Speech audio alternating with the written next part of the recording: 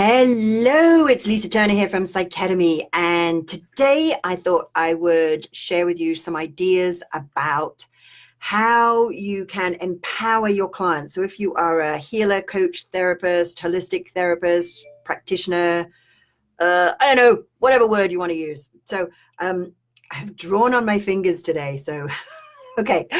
So this is because we need a demonstration, right? So there are various ways that we can work with clients and various models, and I'm not going to kind of label them. Like I'm not going to give them a name. They're just some ways of working with clients that I've seen. Hi Shannon, good to see you. Welcome. So, and if you have any questions, pop them in the chatty box and I will answer them, even if it's on replay. And if you like this video, do please click the love button or share it with someone, or tag them if you think they'll benefit from this. So this is just, I don't know if there's a particular type of therapy that does any of these things. They're just some things I've observed as I've noticed people working with clients. So the first is this kind of method, and it can happen in a lot of groups, and it can particularly happen, and this might be if you run groups, you might notice that people in your groups kind of do this. Hi Debs, welcome. All right, so you have somebody and they got a problem, and you can tell they got a problem because they got a sad face, right? And the person has the problem, and the person said, the person starts saying, I've got a problem, and then the coach or the client, the coach or the practitioner, I don't know what we call them, like this person, smiley face, right?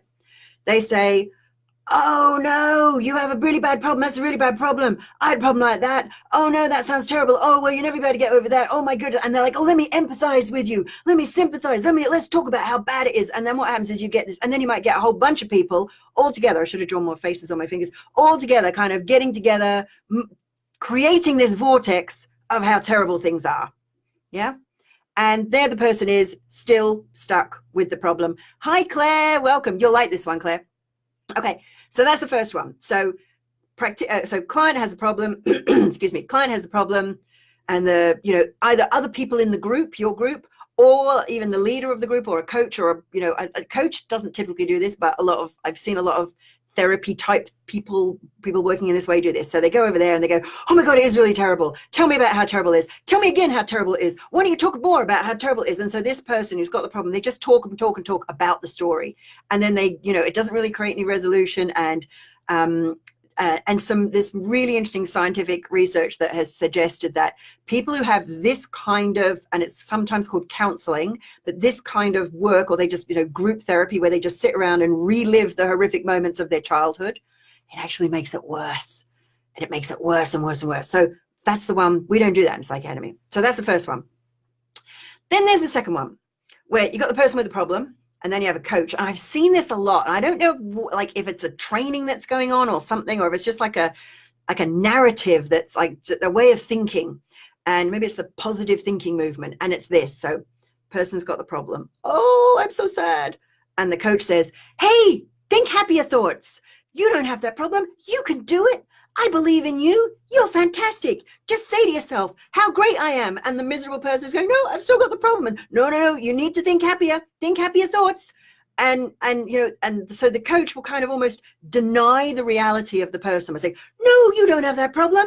Pretend you don't have that problem. Just try harder. And then what kind of happens is, like, this person is like, but I still got the problem. And they go like, but I'm drowning. Look, there they are. Oh no, help. No, just think happier. And he goes, okay, I'll try. The reason you're struggling is you're just not thinking happy enough. Do you like my little finger puppets, right? I could do a whole puppet show on this maybe. I've got a new career as a puppeteer, right? Okay. So that's the second type. And we see this a lot. And it's like, just say your affirmations, think happier. And like, it might temporarily have the person go, okay, it's okay. But as soon as the coach is gone, they're drowning again, right? They go, oh no. Okay. So we don't do that in Psycademy. Here's what we do in Psycademy, and here's what we train our spiritual practitioners to do with our karmic alignment. So client has a problem. Practitioner goes, whoa, okay, that sounds bad. Let me find you. Let me find where you are. Okay, keep talking. And they'll ask lots of directed questionings, and they'll be, okay, no, don't talk about the story. Just keep telling me your name. Just keep calling out. I found you. I've got you. Okay, now where do you want to go?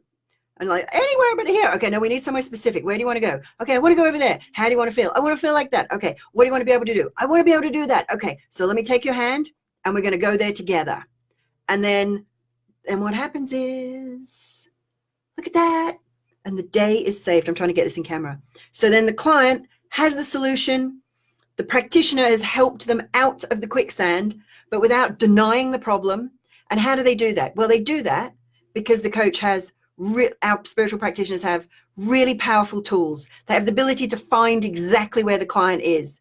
Yeah, exactly where the client is and how the problem is constructed. And it's not about the story. The practitioner has the ability and the bravery and the courage to take the client there and to find out how they got there, not why they got there, but how they got there, so that they can find the how to get out using those tools and those techniques.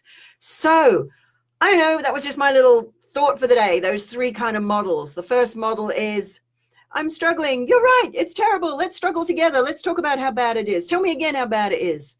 Counseling, maybe? I don't know. I wouldn't want to put a label on it, but I think that's kind of what counseling is.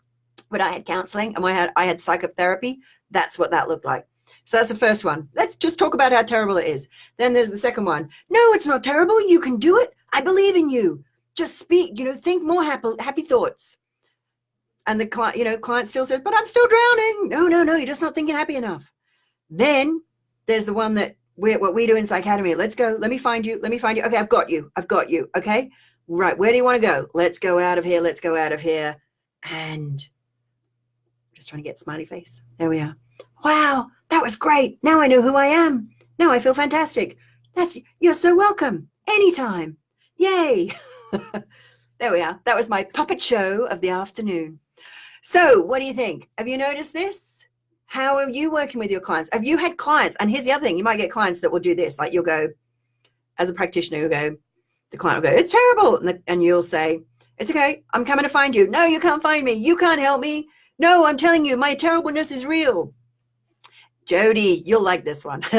You'll have to go and watch the beginning. So have you noticed that notice sometimes the client will like argue, like, no, I'm stuck here. And you'll be there. No, we can get out of here. No, I have to stay here, or whatever they think. And then you'll go, well, you can stay here, but I'm not, and I'm out of here. And then the client will go, wait, take me with you. And then the client leaves the quicksand and you have happy client. Happy client. So are you creating happy clients, getting them out of the quicksand? Are you getting them out quick enough? Because sometimes the client will want to be here saying, no, let me tell you again what happened. It's like, I don't want to know what happened. I just want to get you out. So how is that working for you? How's that, like, what are you noticing? Have you noticed this? Have you noticed coaches doing this with you? Any of these three models? I know what we call it. I'll think of a good name for this. So hope you enjoyed my puppet show. If you did, let me know. And if you like it and if you think somebody else will benefit from this or just find it interesting, share it. If you liked it, click the lovey button and I will see you. Oh, am I going to do one next week? I might do one next week. Let me know what you'd like me to do. I'll put a post in the group. Alrighty. Till next time, lots and lots of love. Bye for now.